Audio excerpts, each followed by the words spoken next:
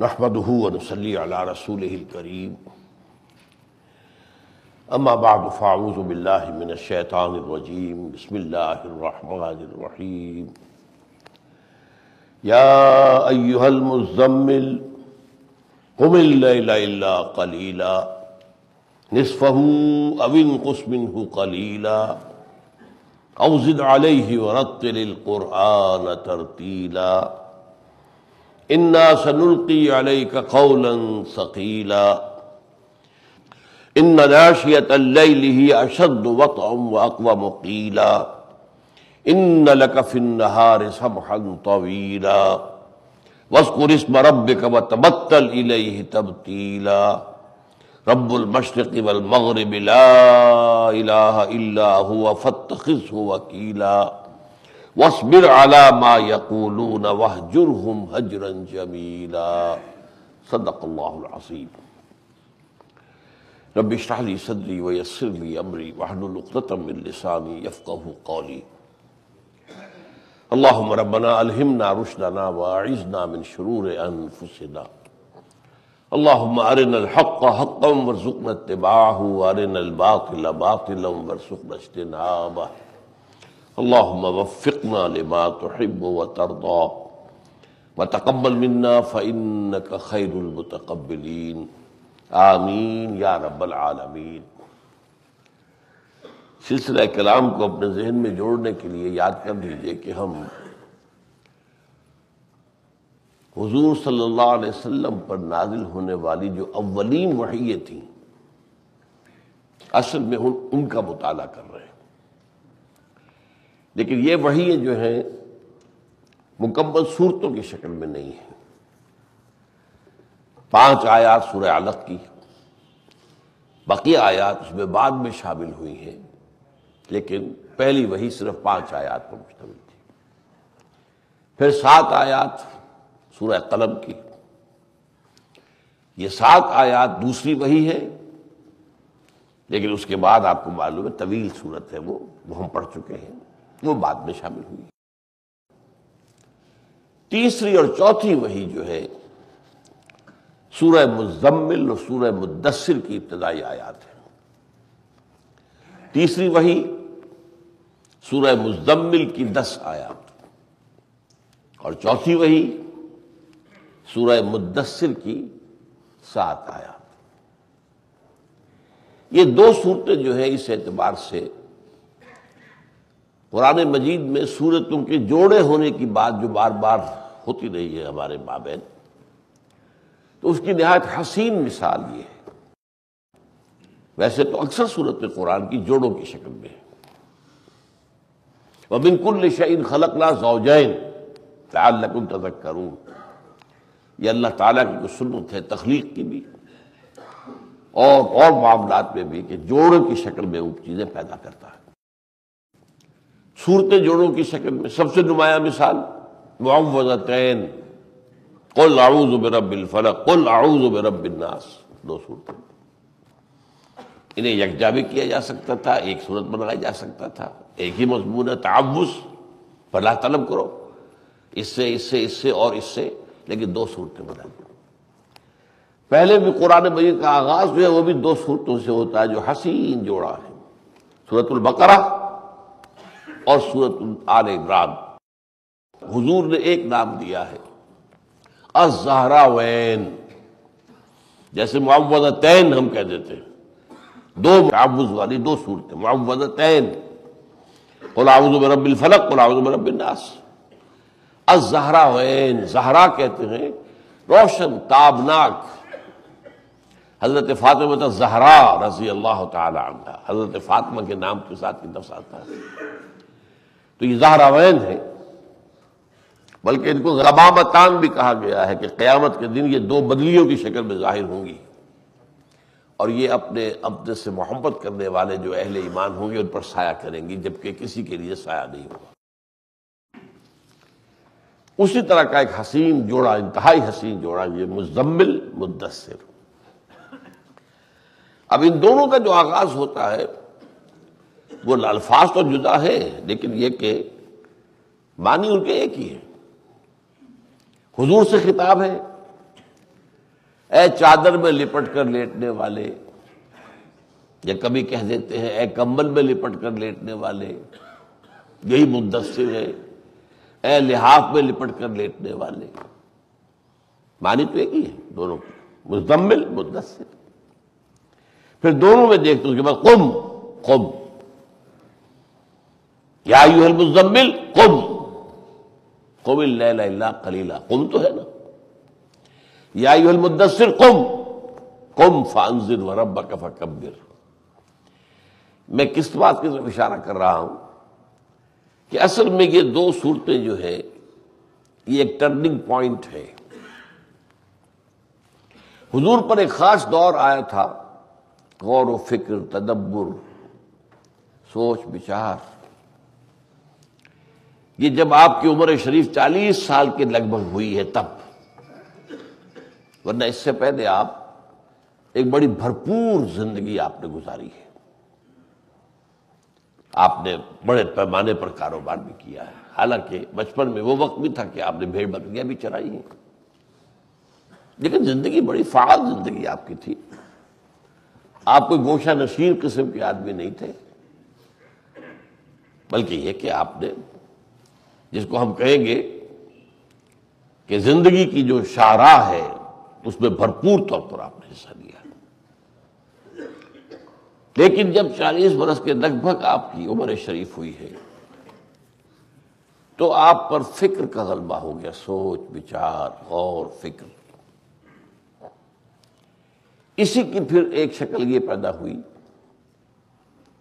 کہ آپ کئی کئی دن کے لیے چلے جاتے تھے، غار حرا میں قیام کرتے تھے۔ حضرت خدیجہ رضی اللہ تعالی عنہا کچھ کھانے پینے کا بندوبست ساتھ کر دیتی تھی، وہاں پر رہتے تھے، غور و فکر۔ اس سے پہلے کیا تھا گھر میں، اور یہ عرب کا خاص نہج ہوتا تھا، کسی شخص کو اگر کوئی فکر لاحق ہو گئی ہے تو وہ لوگوں سے کٹ کر کسی کونے میں چلا جائے گا، چادر اپنے اوڑھ لے گا اور سوچ کے اندر گم ہو جائے گا اپنی سوچ میں۔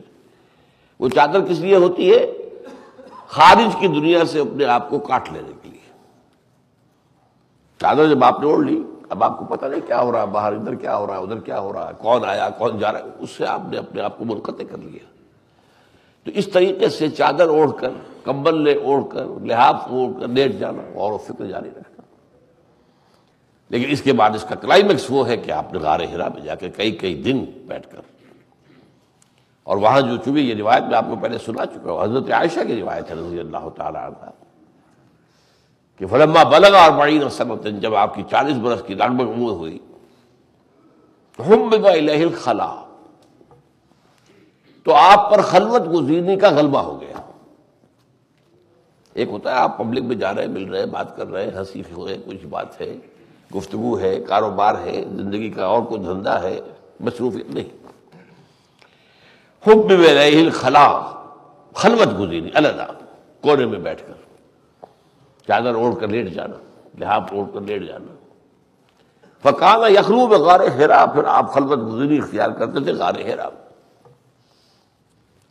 اس کے بعد ایک لفظ بہت ہے، کانٹے دار لفظ ہے، یتحنس فیہ، وہاں آپ عبادت کرتے تھے۔ یہ عبادت کا ترجمہ کیسے کیا لوگوں نے، یہ میرے سمجھ میں نہیں آیا۔ حنس کہتے ہیں گناہ کو، اور تحنس کہتے ہیں گناہ کو دھو دینا، صاف کر دینا، پاک کر دینا۔ تو آپ اپنے فکر کے اندر، اپنے سوچ بچار میں لگے ہوئے تھے کہ اگر کوئی غلط خیالات، غلط نظریات ماحول کے اثر کی وجہ سے آپ کے اوپر کسی درجے میں اثر انداز ہو گئے ہوں تو اب اپنے فکر کو پاک کریں۔ اس لیے پھر فرمایا گیا ہے، جو شارحین حدیث ہے، یتحنس فی کان صفت تعبدہ فی غار حرا التفکر والاعتبار، غور و فکر، سوچ بچار۔ اعتبار کہتے ہیں سبق، یہ دیکھا نتیجہ نکالا، یہ اعتبار ہے۔ عبور کرنا کسے کہتے ہیں؟ دریا کا ایک کنارہ تھا، ادھر سے آپ ادھر چلے گئے، عبور کر لیا آپ نے۔ اعتبار کیا ہے؟ آپ نے ایک چیز دیکھی اور اس سے ایک نتیجہ اخذ کیا، یہ اعتبار ہے۔ تفکر والاعتبار، یہ عبادت تھی۔ اور کوئی عبادت نہیں تھی، اس لیے کہ آپ ظاہر بات ہے کہ ابھی آپ پر نہ تو نماز آپ کو ابھی سکھائی گئی ہے، آپ اس سے پہلے کسی شریعت پہ نہیں تھے، نہ تو آپ اہل کتاب میں سے تھے، نہ یہود میں سے تھے، نہ نصارہ میں سے تھے کہ ان کے طریقے پر عبادت کرتے، تو بس غور و فکر تھا۔ اب نوٹ کیجئے، اس غور و فکر کے دو حصے تھے۔ پہلا حصہ تھا کہ یہ کیا ہے کائنات، جسے آپ میں فلسفیانہ سوچ، فلسفی غور کرتا ہے، یہ کائنات کیا ہے، میں کون ہوں، کہاں سے آیا ہوں، کہاں جا رہا ہوں، زندگی کا معال کیا ہے، مبدا کیا ہے، کہاں سے ابتدا ہوئی ہے، معاد کیا ہے، کہاں لوٹنا ہے، جانا کہاں ہے، منزل کیا ہے۔ یہ ہے وہ چیزیں کہ جو فلسفیانہ سوچ کا مرکز رہی ہے دنیا میں ہمیشہ۔ میں سمجھتا ہوں کہ پوری انسانی تاریخ میں بڑے سے بڑے فلسفیوں نے جو فلسفیانہ سفر طے کیا ہے، اللہ نے حضور کو وہ چند دنوں میں طے کرا دیا۔ فلسفے کی کمال پر آپ پہنچ گئے۔ تو یہ ایک تو یہ تھا، یہ ایک بار اس سے پہلے میں بیان کر چکا ہوں۔ اسی میں یہ فکر بھی کہ اتنی برائی کیوں ہے دنیا میں، ظلم کیوں ہے دنیا میں، یہ برائی کیوں پھیلی ہوئی ہے، اس کو ہم پڑھ چکے ہیں۔ کلا ان الانسان لیطغی ان رآہ استغنی، انسان سرکشی پر آمادہ ہو ہی جاتا ہے اس لیے کہ وہ دیکھتا ہے کوئی پکڑ نہیں ہوتی، یہ ہم پڑھ چکے ہیں سورہ علق۔ تو پہلا مرحلہ تو آپ کا یہ فلسفیانہ غور و فکر، اور معاشرے کے حالات، یہ کیا ہے، لوگوں پر ظلم ہو رہا ہے، یہ غلام بھی انسان ہیں، ان سے حیوانوں والا سلوک ہو رہا ہے، یہ عورتیں بھی آخر انسان ہیں اللہ کی پیدا کردہ، انہیں کیا سمجھا جا رہا ہے، پاؤں کی جوتی یا جوتی کی نوک، کوئی حیثیت نہیں ان کی۔ یہ غور و فکر، اب فلسافیکل کہہ سکتے اس کو، اور سوشل، انفرادی تبدلی سوچ، یہ پہلا مرحلہ۔ اس کے بعد وحی آ گئی، تجربہ ہو گیا، حضرت جبرائیل آ گئے، اقرأ بسم ربک الذی خلق، خلق الانسان من علق، اقرأ وربک الاکرم الذی علم بالقلم، علم الانسان ما لم۔ اب سوچ کا ایک اور مرحلہ آ گیا، یہ کیا ہو رہا ہے میرے ساتھ، یہ مجھ پر کون سے بوجھ لادا جا رہا ہے، یہ کتنی بڑی ذمہ داری آ گئی ہے۔ پہلی وحی کے بعد آپ جب گھر آئے ہیں تو آپ نے فرمایا تھا حضرت خدیجہ سے، زملونی زملونی، یہی مزمل زمل، مجھے کمبل اڑا دو، کمبل اڑا دو، کمبل اڑا دو۔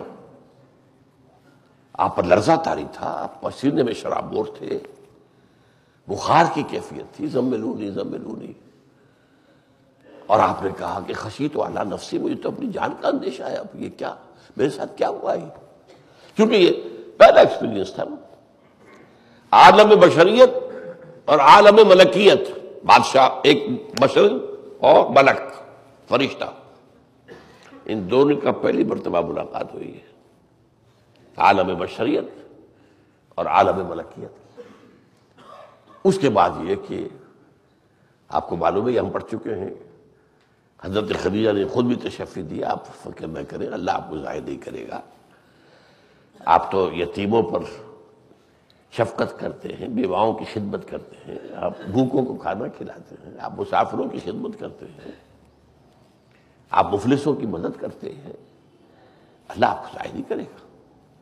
پھر لے گئے ورقہ بن نوفل کے پاس، لے گئی رضی اللہ تعالی عنہ، چچا بھائی تھے ورقہ بن نوفل، تھے تو اب مکے کے رہنے والے، لیکن ان کے اوپر جب غلبہ آیا تھا تلاش حقیقت کا تو شام چلے گئے، وہاں جا کر عیسائی ہو گئے۔ اس لیے اس وقت تک کا دین کون سا تھا اسلام کا؟ عیسائیت۔ جب تک حضور کی بعثت نہیں ہوئی، حضرت عیسیٰ کا دور رسالت چل رہا ہے، جب تک حضرت عیسیٰ نہیں آیا حضرت موسیٰ کا دور رسالت چل رہا ہے۔ تو چونکہ اس وقت کا اسلام یہی تھا، انہوں نے قبول کیا، اور پھر تورات کے بڑے عالم بن گئے۔ مکے میں تو کوئی لکھنے پڑھنے والے گنتی کے تھے، صرف قوم ہی جو ہے ان پڑھ قوم، امی قوم، لیکن ان کا درجہ کیا تھا؟ کانا یکتب التوراۃ بالعبرانیہ، وہ تورات لکھا کرتے تھے عبرانی زبان میں، یعنی یوں سمجھے کہ کہیں بہت شروع میں جب انگریز آیا ہے تو کسی شخص کی تعریف کی گئی بھائی وہ تو انگریزی کے اندر لکھ رہا سارا کچھ معاملہ، وہ تو اس وقت تو انگریزی ان کے لیے گویا کہ بہت بڑی شے تھی نا، تو یہاں تو عربی میں لکھنے والے کو موجود نہیں ہے، اور یہ جو ورقہ ابن نوفل ہے عبرانی میں لکھ رہا ہے تورات۔ انہوں نے تسلی دی کہ یہ وہی ناموس ہے جو موسیٰ اور عیسیٰ پر آیا تھا، لیکن ساتھ تھی تنبیہ، کاش کہ میں اس وقت تک زندہ رہوں جب تمہاری قوم تمہیں یہاں سے نکال دے گی اور تمہاری مدد کر سکے۔ آپ حیران ہوئے، اب مخرجیہم، آپ کیا کہہ رہے ہیں یہ مجھے نکال دے گی یہاں سے؟ میں تو ان کی آنکھوں کا تارا ہوں، میرے قدموں میں اپنی آنکھیں بچھاتے ہیں، یہ نگاہیں بچھاتے ہیں، مجھے انہوں نے خطاب دیا الصادق الامین، یہ مجھے نکال دیں گے؟ کہا جی ہاں یہی، جس پر بھی یہ بات آئی ہے اس کے ساتھ ہی معاملہ، قوم اس کی دشمن ہوئی۔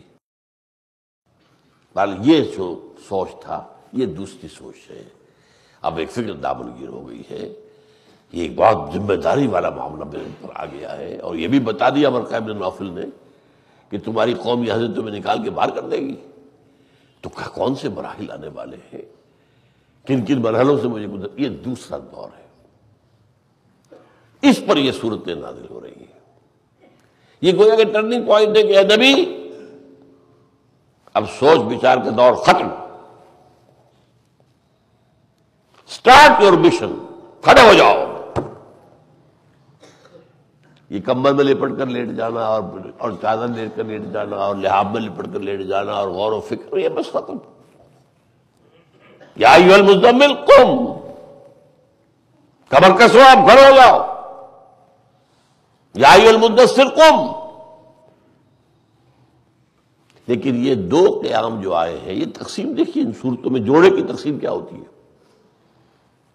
جوڑا اس کو کہتے ہیں کہ جو دو چیزیں مل کر کوئی ایک مقصد کو پورا کرے، نر اور مادہ، ان سے اولاد چلتی ہے آگے، نہ تو نر سے چلے گی نہ مادے سے چلے گی، نہ مرد سے اولاد ہو سکتی ہے نہ صرف عورت سے اولاد ہو سکتی ہے، اللہ یہ کہ حضرت مریم کو اللہ نے حضرت عیسیٰ کی جو حمل ہوا وہ بغیر کسی مرد کے حمل دخل کے ہوا، وہ ایک استثناء ہے، وہ تو معجزہ ہے۔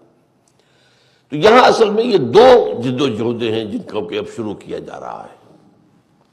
کھڑے ہو جاؤ، ایک ہے قیام اللیل، ایک ہے قیام النہار، رات کو کھڑے رہنا اور دن میں کھڑے رہنا۔ یہ رات کا کھڑا رہنا یہ سورہ مزمل ہے، اور دن کیا، بلکہ کھڑا رہنا ہی نہیں، بھاگ دوڑ۔ رات کو تو صرف کھڑے رہنا ہے، دن میں کھڑے رہنا نہیں، صرف بھاگ دوڑ کرنی، وہ سورہ مدثر ہے۔ دونوں نے مل کر گویا کہ حضور صلی اللہ علیہ وسلم کی سیرت کا ایک باب جو ہے اب شروع ہو گیا ہے، آپ کی عملی جد و جہد۔ اس میں سے جو پہلی صورت ہے، اس پر در حقیقت یہ 10 آیات، میں ذرا عمومی الفاظ استعمال کر رہا ہوں، 3 اصطلاحات میں کبھی کبھی استعمال کیا کرتا ہوں، آج ذرا خاص طور پر نوٹ کر لیجئے۔ تزکیہ نفس،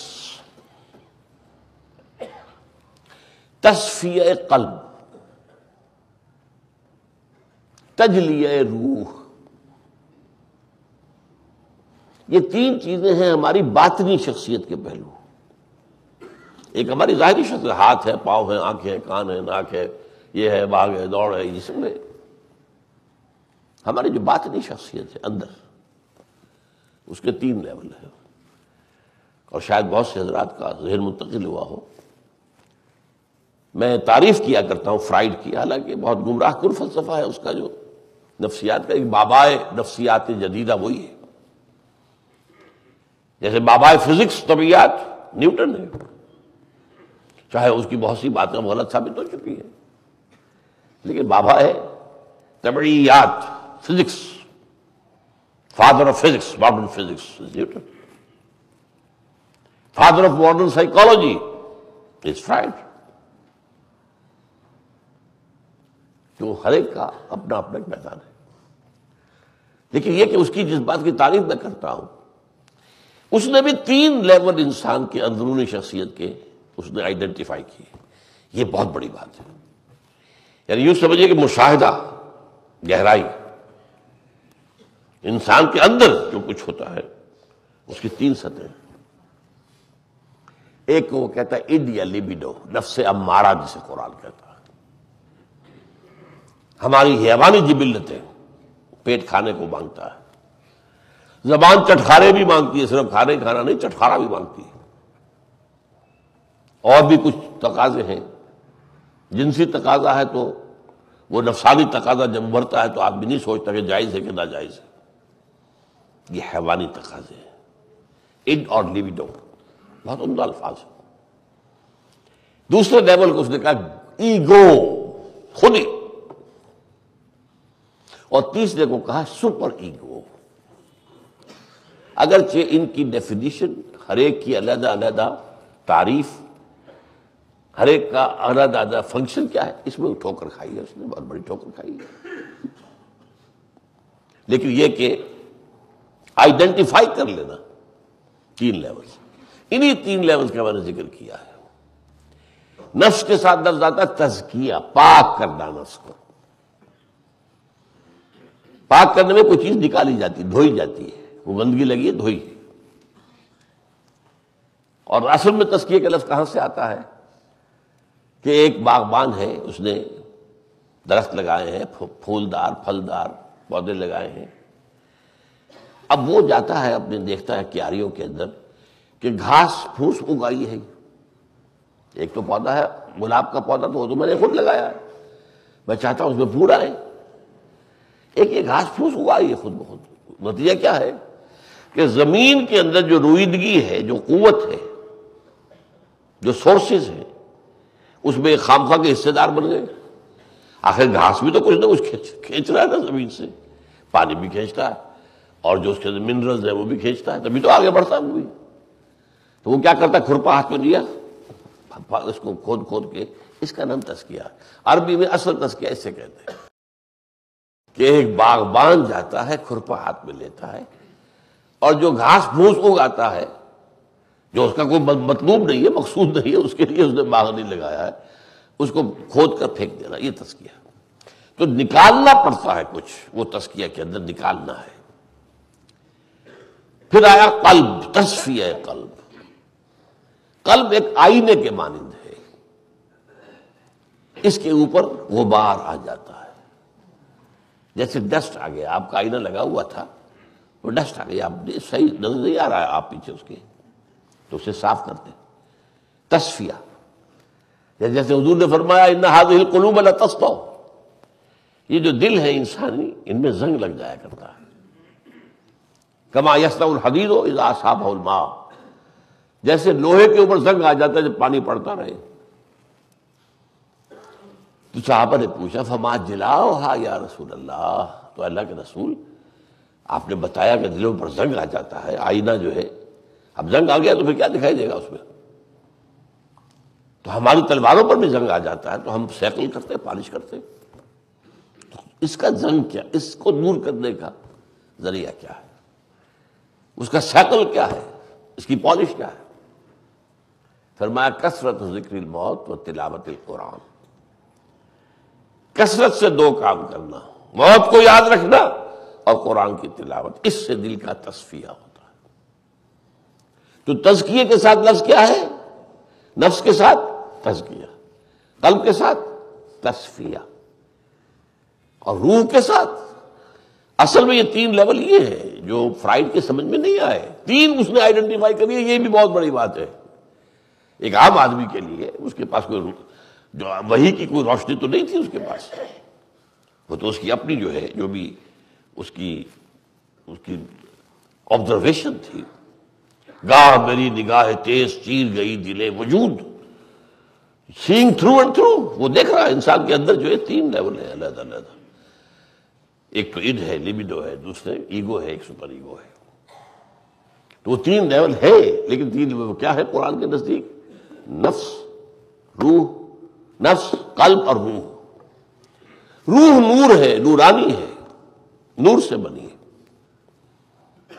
لہذا اس کا تجلیہ، یہ نور جب ذرا مدھم پڑتا ہے تو اسے جری کرنا، اس کی روشنی کا اضافہ کرنا، یہ تجلیہ. تزکیہ نفس، تصفیہ قلب، تجلیہ روح، اس کا پروگرام ہے یہ جو 10 آیتوں میں آیا ہے۔ یہ سمجھ لیجئے اسلامی تصوف کی بنیاد یہ ہے۔ ایک تصوف کا دوسرا شعبہ ہے، وہ ہے جہاد، قتال۔ اسلامی تصوف جو ہے وہ تو اس کے بعد جو اصل مراحل جو آتے ہیں وہ تو اس کے لیے آتے ہیں، لیکن اس کے لیے شخصیت کو تیار کرنا پہلے۔ آپ کی اپنی شخصیت تو تیار ہونا، آپ کے اندر صلاحیت ابھرے، جو فطرت کے اندر صلاحیتیں مضمر ہیں وہ اجاگر ہو، روشن ہو، بروئے کار آئے، آپ کے اندر خیر جو ہے وہ ابھرے اور آپ میں جو شر ہے وہ دب جائے۔ پہلے یہ انڈیویجول کو تیار کیا جائے گا، پھر یہ انڈیویجول مل کر طاقت بنیں گے، حزب اللہ بنیں گے، جماعت بنیں گے، اللہ کی فوج بنیں گے، اور پھر وہ اللہ کے دین کے غلبے کے لیے جہاد کریں گے، قتال کریں گے۔ یقاتلون فی سبیل اللہ فیقتلون ویقتلون۔ تو یہ 2 حصے ہو گئے۔ ایک حصہ جو ہے وہ اس میں ہے فرد کی تیاری، انسانی شخصیت کو سنوارنا، اس کے جو اندرونی، اب انہیں لطائف کہہ سکتے ہیں، لطائف ہیں یہ، لطیف شے ہے نا، یہ نظر نہیں آتا نا۔ باقی تو آپ نے جو ہے جسم پھاڑ کے دیکھ لیا، یہ دل ہے، یہ جگر ہے، یہ گردے ہیں، یہ فلاں، یہ فلاں، نفس کہاں ہے پتہ نہیں۔ یہ لطائف، لطیف حقیقتیں ہیں، یہ نظر آنے والی حقیقتیں نہیں ہیں۔ قلب ویسے یہ دل جو ہے یہ دوسرے پمپ ہے، ادھر سے خون آیا، خراب خون آ گیا وینز کے ذریعے سے، اس کو پھینک دیا، اس نے لنگس کی طرف جا کے صفائی ہو جائے وہاں، پھر لنگس سے جو آیا اسے جسم کو حوالے دے، تو it's only pump and nothing else. تو بہت سے لوگ کہتے ہیں کہ یہ جو قرآن تو کہتا ہے دل دل دل، ہمیں تو دل میں اس سے سوا کچھ نظر نہیں آیا، اسے پمپ، ایک طرف سے بلڈ آیا، اسے پھینک دیا، وینز سے جو آ رہا ہے، جو گندا خون آ گیا ہے، جو جسم کے اندر سے جو غلاظتیں لے کر آیا ہے مختلف ٹیشوز میں سے، اسے پھینک دیا لنگس کی طرف، جاؤ وہاں صفائی کرواؤ، وہاں ہوا آ رہی ہے، اندر آکسیجن آ رہی ہے ریسپریشن کے ذریعے سے، اس کے ذریعے سے کاربن ڈائی آکسائڈ نکل رہی ہے، آکسیجن اندر جذب ہو رہی ہے۔ اب وہ واپس آیا لنگس سے دل میں، اب دل نے کہا جاؤ، دل اب پورے جسم کی طرف جاؤ، پھر وہ ڈسٹریبیوٹ ہو جاتا ہے پورے۔ تو کہنے کو تو دل تو صرف یہ ہے، لیکن اصل میں دل کی ایک مخفی حقیقت جو لطیف حقیقت جو ہے دل کی، وہ یہ کچھ اور ہے۔ اور پھر تجلیہ روح، روح کے اندر روشنی پیدا کرنا، وہ مدھم پڑ گئی ہے، اس مدھم کی بجائے اس کو تیز کرنا، یہ ہے 10 آیات کے اندر یہ پروگرام ہے جو حضور کو دیا گیا ہے۔ اولاً مخاطب تو حضور ہے، اسی لیے سارا خطاب واحد کے صیغے سے ہے، وہی جو میں نے آپ سے کہا تھا نا کہ ان 4 صورتوں کے اندر شروع میں جو خطاب ہے وہ حضور سے ہے۔ اقرأ باسم ربک الذی خلق حضور سے ذاتی ہے، اور نون والقلم وما یسطرون ما انت بنعمت ربک بمجنون وإن لک لأجرا غیر ممنون وإنک لعلی خلق عظیم فستبصر ویبصرون بأیکم المفتون، حضور سے ذاتی ہے۔ یہاں پر بھی سارا خطاب ذاتی ہے، لیکن حضور کے ذریعے سے حضور پر ایمان لانے والے بھی مخاطب ہیں اس کے، انہیں بھی تیار کرنا اپنے آپ کو۔ سب سے پہلے تو حضور کے لیے تیاری ہے۔ یہ سمجھ لیجیے کہ حضور پہلے ہی سے انسانیت کی تو معراج پر فائز ہے۔ حضور کی تربیت ہماری تربیت کی طرح نہیں ہے، وہ تو پہلے سند دے چکا اللہ۔ سورہ نون میں ہم نے پڑھ لیا انک لعلی خلق عظیم، اے محمد آپ تو اخلاق کی عظیمہ، جو اخلاق فضائل اخلاق ہے آپ ان کی بلندیوں پر فائز ہیں، انک لعلی خلق عظیم۔ لیکن اس کے باوجود جو کام آپ پر آ رہا ہے وہ بہت کٹھن ہے، بہت کٹھن ہے، بہت کٹھن ہے۔ Even you have to prepare yourself for that. اگرچہ آپ اخلاقیات کی بلندیوں پر فائز ہیں، اگرچہ آپ انسانیت کے معراج پر فائز ہو چکے ہیں، اگرچہ اللہ نے آپ کو تمام دنیا کے فلسفیوں کا فلسفیانہ سفر طے کرا دیا ہے پہلے ہی غار حرا کے اندر، لیکن یہ کہ جو بڑا مشن آپ کے ذمہ آ رہا ہے اس کے لیے آپ کو بھی یہ مشقت جھیلنی پڑے گی. یہ رات کی مشقت ہے. اپنے آپ کو تزکیہ نفس، تصفیہ قلب اور تجلیہ روح کے لیے یا ایھا المزمل قم اللیل الا قلیلا. پہلا حکم کیا ہے؟ کھڑے رہا کرو رات کو سوائے اس کے تھوڑے سے حصے کے. کم سو، زیادہ جاگو، کھڑے رہو. اس لیے کہ نفس انسانی کا بہت بڑا تقاضا نیند ہے، استراحت اس کی ضرورت ہے. اس کے خلاف جنگ کرو. نفس کے خلاف جنگ ہو رہی ہے. اب نفسانی تقاضے کو دبایا جا رہا ہے اپنی ول پاور سے. قم اللیل الا قلیلا نصفہ او انقص منہ قلیلا. آدھی شب یا اس میں سے کچھ کم کر لو. آدھی میں سے تھوڑا سا کم ہوگا، تہائی رہ جائے گی. اور زد علیہ، نہیں لیکن یہی نہیں ہے، یا اس پر اور زیادہ کرو.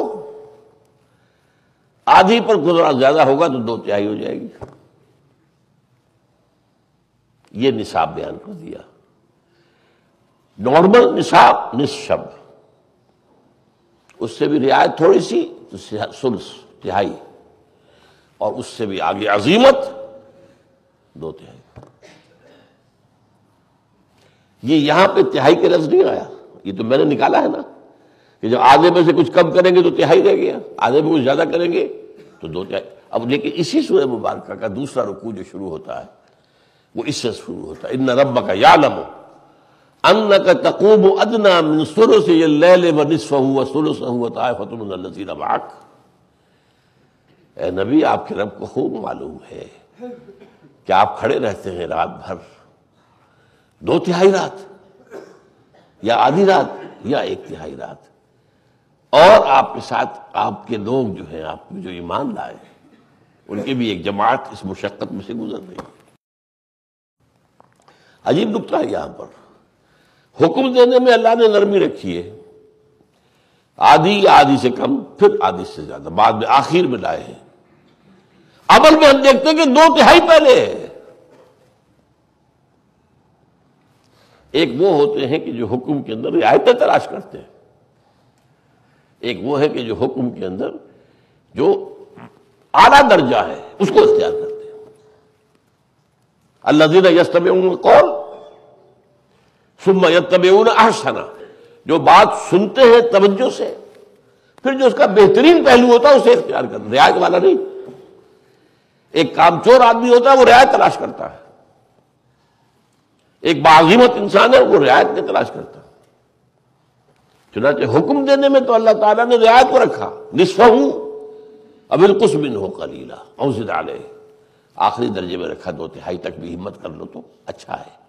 لیکن آپ نے خود اللہ جو ہے سند دے رہا ہے، ان ربک یعلم انک تقوم ادنی من ثلثی اللیل ونصفہ وثلثہ وطائفۃ من الذین معک. یہ جو رات کا جاگنا ہے یہ اعلان جنگ ہے نفس کے خلاف، نفس کے تقاضوں کو. لیکن اس کے ساتھ دوسری شے ایڈ کی گئی، وَرَتِّلِ الْقُرْآنَ تَرْتِیلًا. یہ کھڑے رہنا صرف فزیکل ایکسرسائز نہیں ہے، کھڑے رہو. اس کھڑے رہنے میں قرآن کو ٹھہر ٹھہر کر، رک رک کر، آہستہ آہستہ، تھوڑا تھوڑا پڑھتے رہو پڑھتے رہو پڑھتے رہو پڑھتے رہو پڑھتے رہو. اب یہاں ایک نکتہ نوٹ کیجیے، ابھی قرآن نازل کتنا ہوا ہے؟ ہوگا جیسے آپ کا عمل شروع ہوگا اور بھی تو آئے گا نا. لیکن repeat and repeat and repeat and repeat go on. یہ ہے اصل میں وہ شے جو تزکیہ نفس اور تصفیہ قلب اور تجلیہ روح کا ذریعہ ہے. نفس کو دبانے کے لیے کھڑے ہونا، رات کو جاگنا، اور اندر کی صفائی وہ قرآن کے ذریعے سے ہو. یا ایھا المزمل قم اللیل الا قلیلا نصفہ او انقص منہ قلیلا او زد علیہ ورتل القرآن ترتیلا. اور یہ سب کچھ کس لیے؟ یہ مشقت کس لیے ہے؟ انا سنلقی علیک قولا ثقیلا، ہم ان قریب آپ پر ایک بہت بھاری بات ڈالنے والے ہیں. بہت بڑی کشتی ہونی ہے گاما پہلوان کی، بڑی اس کو کرنی پڑے گی ایکسرسائز. کون زبسکو آیا تھا، کون آیا تھا لندن سے، جب گاما کی ہوئی ایک کشتی اس سے، اور ہاتھ ملانے میں گرا دیا اس نے. وہ جب پہلے ہاتھ ملا اسی کی طرح کھینچا ہے چت. زبسکو بہت بڑا، انگلینڈ کا سب سے بڑا جو ہے پہلوان آیا تھا، لندن میں ہوئی تھی، یہ تاریخی دنگل ہوا تھا. تو یہاں فرمایا ہم آپ پر ایک بڑا بھاری بوجھ ڈالنے والے ہیں، قولا ثقیل. اب اس میں اصل میں کچھ احادیث کے حوالے سے لوگوں کا ذہن ذرا ایک اور طرف چلا گیا ہے، بات اصل کچھ اور ہے. حضور پر جب وحی نازل ہوتی تھی تو اس کے اندر بھی ایک وزن محسوس ہوتا تھا.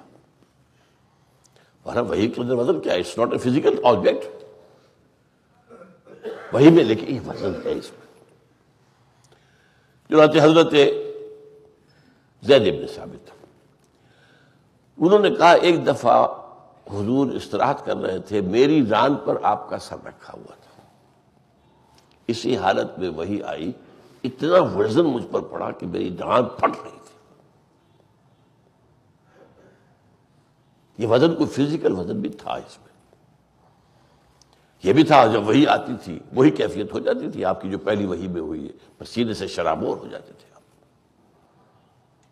سخت جیسے کہ مشقت جھیلنی پڑ رہی ہے. وحی کی تلقی جو ہے، وحی کا حاصل کرنا، یہ آسان کام نہیں تھا. تو لوگوں نے اس کو بھی کہہ دیا کہ قول ثقیل ہم نازل کرنے والے سے مراد یہ بات نہیں ہے. وہ اپنی جگہ ایک واقعہ ہے، حقیقت ہے. قول ثقیل یہ کہ اب آپ کے کا جو اگلا حکم آنے والا ہے، کھڑے ہو جاؤ، جو اگلی صورت میں آئے گا، انا سنلقی علیک قولا ثقیلا، لوگوں کو ڈراؤ، خبردار کرو، اور اللہ کی کبریائی کا ڈنکا بجاؤ.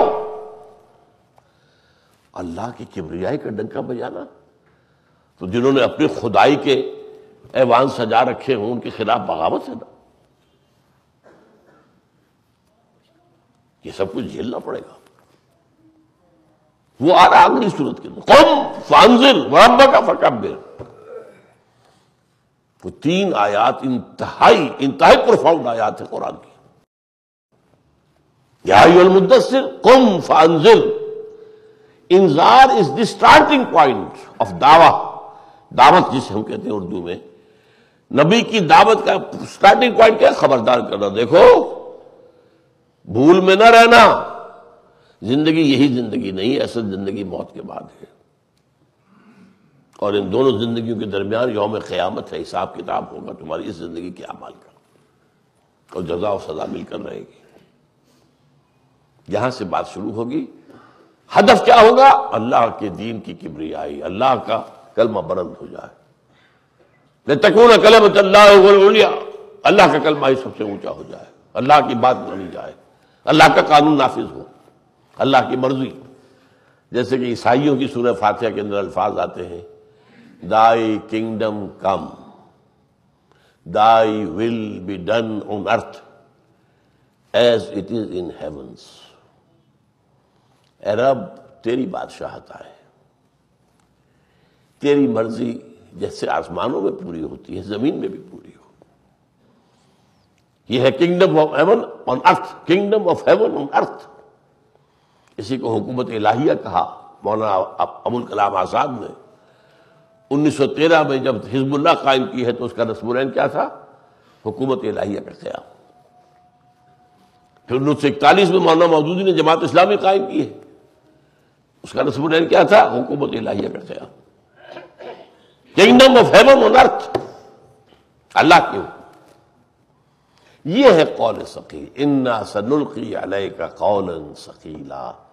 اور چونکہ یہ مستقبل کی بات ہے نا، وحی کا وہ بوجھ تو محسوس کر چکے ہیں حضور. وہ جو بوجھ تھا وہ وحی کے اندر جس کا کہ بوجھ پڑتا تھا آپ پر جسمانی طور پر، آپ پسینے پسینے ہو جاتے تھے، وہ پہلی وحی کے بعد بھی ہو گیا تھا.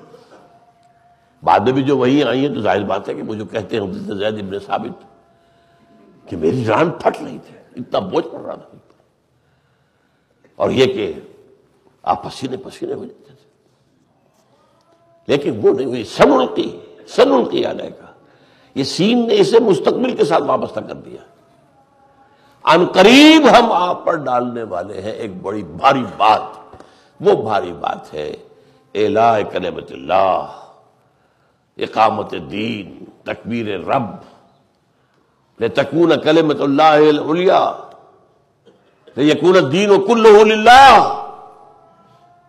یہ ہے وہ کلمہ جو بہت ثقیل ہے۔ انا سنلقی علیک قولا ثقیلا ان ناشئۃ اللیل ہی اشد وطئا واقوم قیلا۔ یقیناً یہ رات کا جاگنا اور کھڑے رہنا جس کی آپ کو حکم جس کا دیا جا رہا ہے، یہ بہت مؤثر ہے وطئا، کچلنے میں۔ کس کو کچلنا؟ نفس کو کچلنا۔ میں نے کہا تھا رات کا جاگنا نفس کے خلاف اعلان جنگ ہے۔ آپ اپنے نفس کو اپنے قابو میں کر لیں گے اگر آپ اس کے اندر اس کی مشق کر لیں اور اس کی پریکٹس کریں۔ ان ناشئۃ اللیل ہی اشد وطئا واقوم قیلا، اس کے معنی کئی کیے گئے ہیں۔ ایک تو یہ کہ سیدھا کرنے والی ہے قول کو، رات کا جاگنا۔ اب یہ قول تو آ رہا ہے اللہ کی طرف سے، اس کا صحیح مفہوم اس وقت نازل ہوتا ہے قلب پر، وہ تخلیہ ہوتا ہے اللہ کے ساتھ۔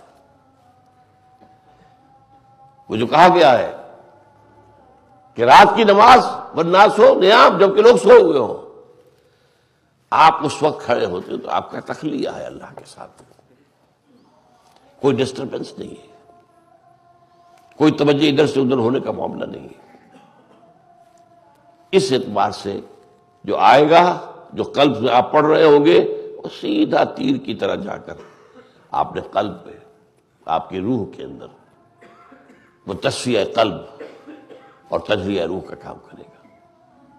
اور یہ بھی ہے کہ اس حال میں آپ اگر کوئی دعا کریں گے اللہ سے، وہ دعا بھی سیدھی جائے گی،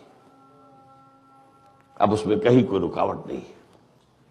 ان ناشئۃ اللیل ہی اشد وطئا واقوم قیلا ان لک فی النہار سبحا طویلا۔ یقیناً آپ کے لیے دن کے وقت میں بھی صبح کا دو ترجمے کیے گئے ہیں۔ تسبیح اسی سے بنا ہے نا صبح، لیکن صبح کے لفظی معنی کیا ہے؟ تیرنا۔ کل فی فلک یسبحون، یہ تمام اجرام سماویہ جو ہے اپنے اپنے مدار میں تیر رہے ہیں، سورج ہے، چاند ہے، سب ہے، سب تیر رہے ہیں۔ تو اس میں اصل میں صبح سے مراد یہ ہے آپ کا دن کے وقت میں آپ کی گردش ہے، آپ کو دعوت دینی ہے، آپ کو جانا ہے، آپ کو لوگوں کے دلوں کے اوپر جا کر آپ نے کھٹکھٹانا ہے دروازہ، دلوں کا دروازہ کھٹکھٹانا ہے، دعوت دینی ہے، انذار کرنا ہے۔ اور پھر کیا ہوگا؟ کوئی آپ کو کہے گا پاگل ہو، کوئی کہے گا دماغ خراب ہو گیا، یہ کہاں سے تم نئی بات لے آئے ہو؟ ہم نے تو آباء و اجداد میں نہیں سنا، ہمارا دین ہے، ہماری ایک ریت ہے، ہماری روایت ہے، ہمارا تمدن ہے، ہماری تہذیب ہے، ہمارا نظام، تم کہاں سے لے آئے ہو کوئی نئی بات؟ اس سے دل پر میل آئے گا۔ لیکن دن میں تو یہ کام کرنا ہے، تسبیح بھی کرنی ہے، ٹھیک ہے، لیکن اصل یہ ہے سب وہ جد و جہد کے لیے بھاگنا، آپ کا دوڑنا، کس طرف جاؤں، کدھر دیکھوں، کسے آواز دوں۔ اب تو دھن یہ سوار ہے کہ کس سے جا کے بات کروں، کوئی ہے جس کے بارے میں توقع ہو کہ یہ میری بات سنے گا سنجیدگی سے، کوئی ہے جس سے امید ہو کہ وہ میری بات پر فوراً جو ہے پھٹ نہیں پڑے گا، فوراً ڈیفینسو پر نہیں آ جائے گا، بلکہ آفینسو پر نہیں آ جائے گا، بلکہ غور کرے گا۔ تو کس طرف جاؤں، کدھر دیکھوں، کسے آواز دوں؟ اے ہجوم نامرادی دل بہت گھبرائے ہیں، ایک وقت ہوتا ہے ایسا۔ تو رات کے آپ دن میں تو یہ کیفیت ہوگی، یہ رات کا وقت ہے کہ آپ کی جو بات ہوگی، جو اوپر سے آ رہی ہے، وہ سیدھی تیر کی طرح آپ کے قلب اور روح میں پیوست ہوگی، اور جو آپ کے زبان سے نکل رہی ہے وہ سیدھی عرش معلیٰ تک جائے گی، یکسوئی۔ اب اس کو میں آپ کو بتا دوں، بہت خوبصورتی سے مولانا روم نے بیان کیا اسے۔ یہ جو معاملہ ہے بارش کی مثال دی ہے۔ بارش میں کیا ہوتا ہے؟ پانی برستا ہے تو فضا میں جو کثافتیں ہیں ان کو لے کر نیچے آتا ہے، فضا صاف ہوتی ہے، وہ کثافتوں کو لے کر پھر یہاں آ گیا نالوں میں، دریاؤں میں، زمین کو بھی صاف کر رہا ہے، دھو رہا ہے۔ زمین کی کثافت، فضا کی کثافت بھی لے آیا، زمین کا گند بھی لے آیا اور لے جا کے سمندر میں ڈال دیا۔ اب وہاں سے پیوریفائڈ فارم میں اوپر اٹھ رہا ہے وہ خارات، اس میں تو کوئی پالوشن نہیں ہے، صاف پاک، اور جا رہا ہے اوپر، وہاں سے وہ پھر جائے گا، پھر بارش بڑھ کر آئے گا۔ یہ سائیکل ہے۔ جب پانی نیچے اترتا ہے بارش کا، صفائی کا ذریعہ بنتا ہے۔ جب یہ بخارات اوپر جاتے ہیں، وہ صفائی ہو رہی ہے دوسروں کی، یہ صفائی ہو رہی ہے اپنی، پانی صاف ہو جاتا ہے۔ یہ ہے رات کی ہے صفائی اپنی، تزکیہ نفس، تصفیہ قلب، تجلیہ روح، یہ اپنی رات کو ہے۔ اور دن میں اب آپ نے جا کے دھونا ہے۔ جب دھوئیں گے لوگوں کو، جب فضا کو، تو پانی کے اندر آئے گی نا کثافت، کچھ میل پانی میں آئے گا کہ نہیں؟ وہ میل رسول کے قلب پر بھی آتا تھا، تکلیف ہوتی تھی۔ ان ربک یعلم انک تقوم ادنی من ثلثی اللیل، اللہ جانتا ہے، دوسری آیت ہے سورہ ہجر کی، وَلَقَدْ نَعْلَمُ أَنَّكَ يُضِيقُ صَدْرُكَ بِمَا يَقُولُونَ، جو کچھ یہ کہتے ہیں اس سے آپ کا سینہ بھیجتا ہے۔ آخر آپ کو برا لگتا تھا نا، اس لیے یہ بات کیسے کہہ دی؟ نبی کے اندر جو یہ کثافت آ رہی ہے لوگوں کے طرز عمل کی وجہ سے، اس کو دھونے کے لیے رات کو کھڑے ہو جاؤ، صاف کرو۔ تو یہ واٹر سائیکل جو ہے، پانی بارش کی شکل میں اترتا ہے تو فضا اور زمین کو صاف کرتا ہے، سمندر سے بخارات کی شکل میں ابھرتا ہے تو اپنے آپ کو صاف کرتا ہے۔ یہ رات کا عمل ہے اور وہ دن کا عمل ہے۔ ان لک فی النہار سبحا طویلا۔ بارک اللہ لی ولکم فی القرآن العظیم ونفعنی وإیاکم بالآیات والذکر الحکیم۔